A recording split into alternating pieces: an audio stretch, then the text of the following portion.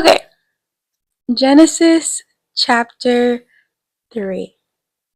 Now the serpent was more crafty than any other beast of the field that the Lord God had made. He said to the woman, "Did God actually say, 'You shall not eat of any tree in the garden?'" And the woman said to the serpent, "We may eat of the fruit of the trees in the garden, but God said, 'You shall not eat of the fruit of the tree that is in the midst of the garden, neither shall you touch it, lest you die.'" But the serpent said to the woman, "You will not surely die, for God knows that when you eat of it, your eyes will be opened, and you will be like God, knowing good and evil." So when the woman saw that the tree was good for food, and that it was a delight to the eyes, and that the tree was to be desired to make one wise, she took of its fruits and ate. She also gave some to her husband, who was with her, and he ate. Then the eyes of both were opened, and they knew that they were naked, and they sewed fig leaves together and made themselves loincloths. And they heard the sound of the Lord God walking in the garden in the cool of day, and the man and his wife hid themselves from the presence of the Lord God among the trees of the garden. But the Lord God called to the man and said to him, "Where are you?" And he said, "I heard the sound of you in the garden, and I was afraid, because I was naked, and I hid myself." And he said, "Who told you that you were naked? Have you eaten of the tree of which I commanded you not to eat?" The man said, "The woman whom you gave to be with me, she gave me fruit of the tree, and I ate." Then the Lord God said to the woman, "What is this that you have done?" The woman said, "The serpent deceived me, and I ate."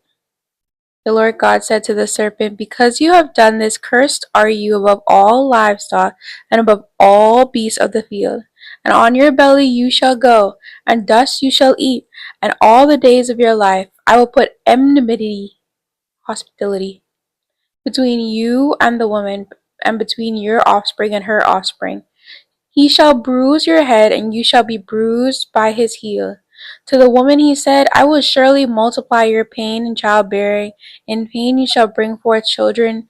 Your desire shall be contrary to your husband, but he shall rule over you."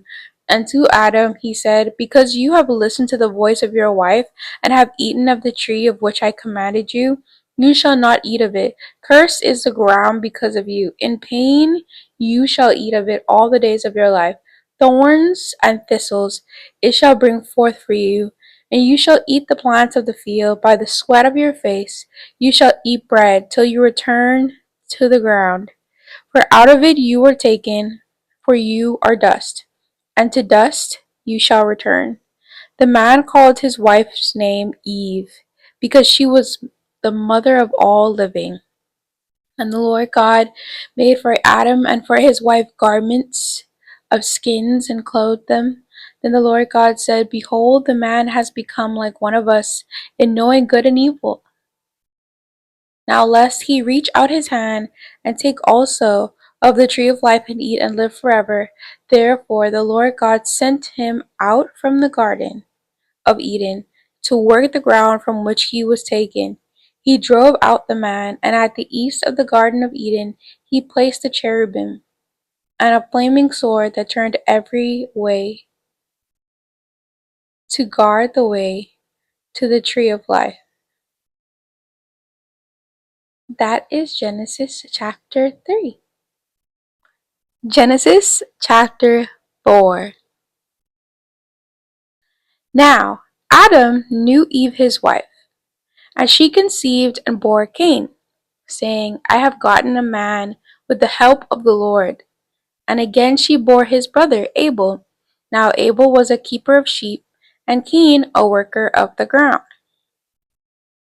In the course of time Cain brought to the Lord an offering of the fruit of the ground, and Abel also brought of the firstborn of his flock and of their fat portions.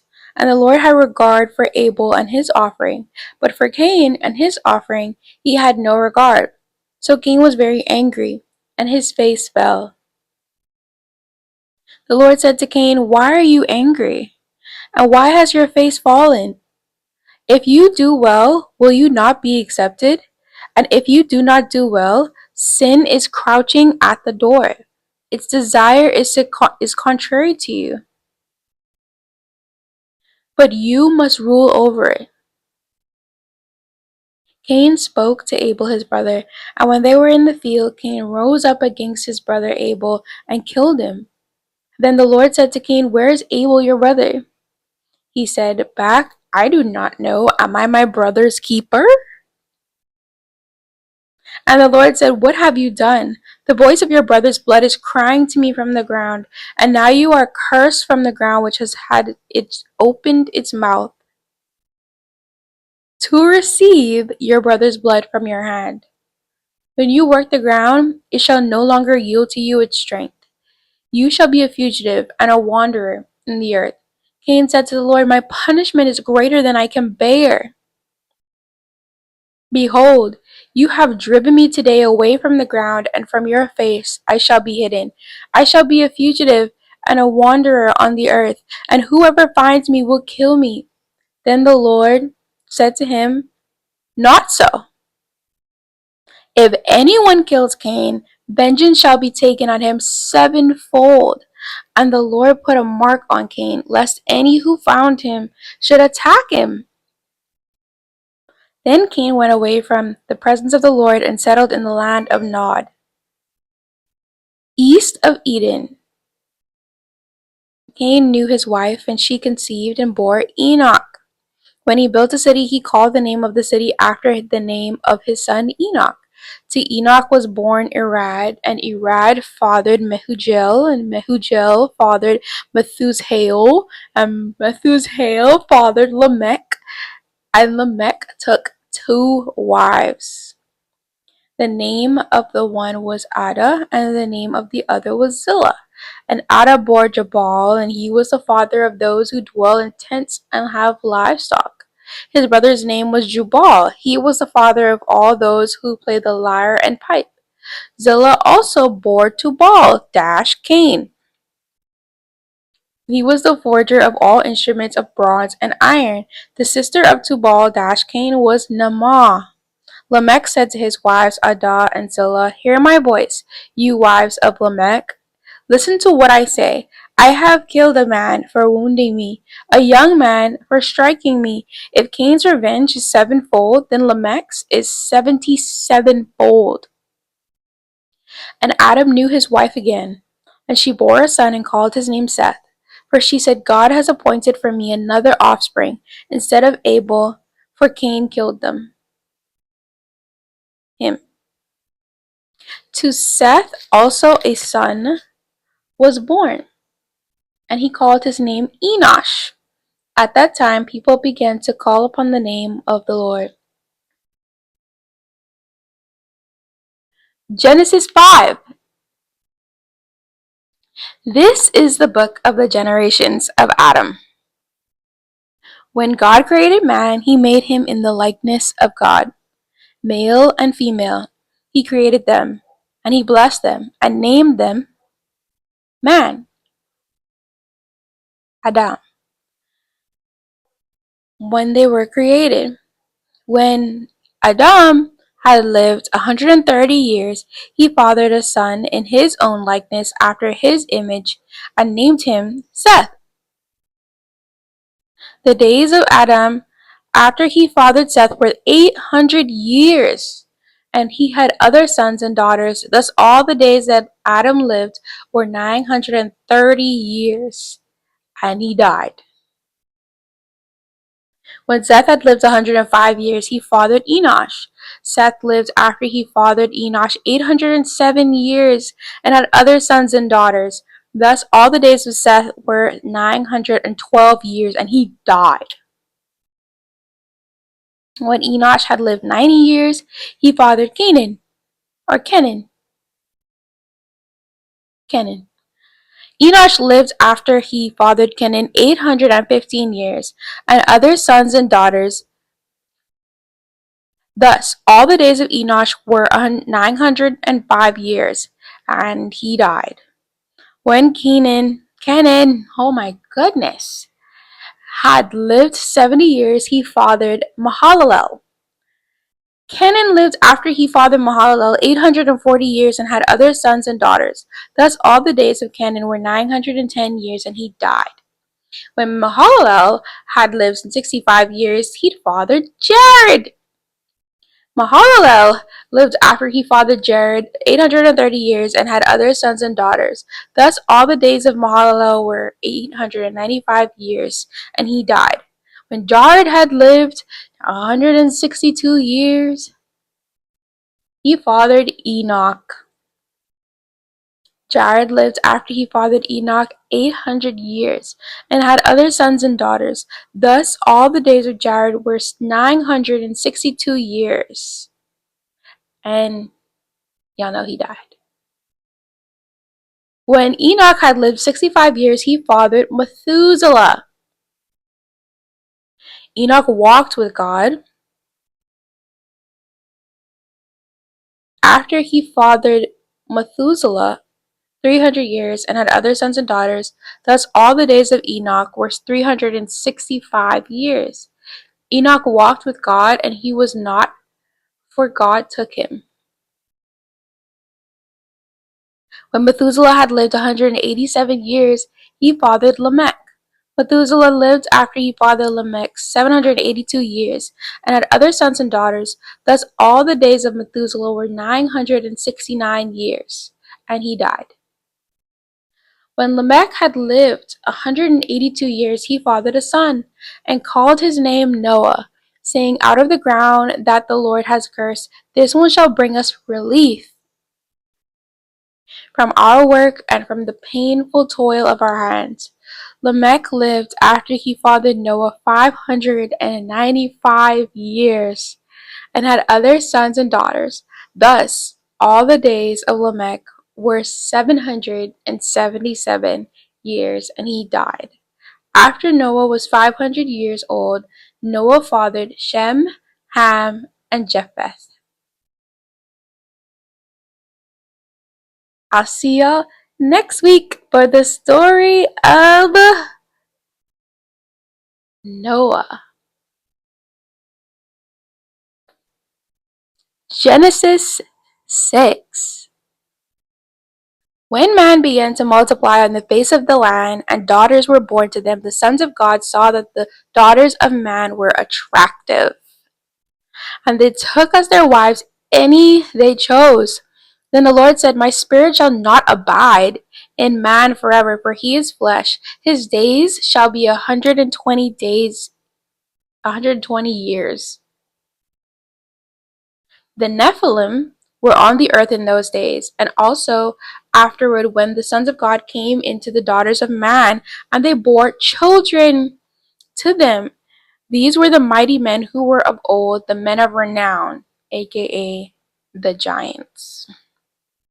The Lord saw that the wickedness of man was great in the earth, and that every intention of the thoughts of his heart was only evil continually.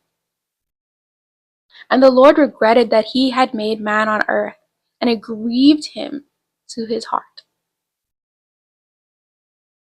So the Lord said, I will blot out man, whom I have created from the face of the land, man and animals and creeping things and birds of the heavens, for I am sorry that I have made them. But Noah found favor in the eyes of the Lord. These are the generations of Noah. Noah was a righteous man, blameless in his generation. Noah walked with God. And Noah had 3 sons, Shem, Ham, and Japheth. Now the earth was corrupt in God's sight, and the earth was filled with violence. And God saw the earth, and behold, it was corrupt, for all flesh had corrupted their way on the earth. And God said to Noah, I have determined to make an end to all flesh, for the earth is filled with violence through them. Behold, I will destroy them with the earth. Make yourself an ark of gopher wood. Make rooms in the ark, and cover it inside out with pitch. This is how you are to make it. The length of the ark 300 cubits, its breadth 50 cubits, and its height 30 cubits. Make a roof for the ark, and finish it to a cubit above, and set the door of the ark in its side. Make it with lower, second, and third decks. For behold, I will bring a flood of waters upon the earth to destroy all flesh, in which is the breath of life under heaven. Everything that is on earth shall die. But I will establish my covenant with you. You shall come into the ark, you, your sons, your wife, and your sons' wives with you. And of every living thing of all flesh, you shall bring two of every sort into the ark, to keep them alive with you. They shall be male and female, of the birds according to their kinds, and of the animals according to their kinds, of every creeping thing of the ground according to its kind. Two of every sort shall come into you to keep alive. Also, take with you every sort of food that is eaten, and store it up. It shall serve as food for you and for them. Noah did this. He did all that God commanded him.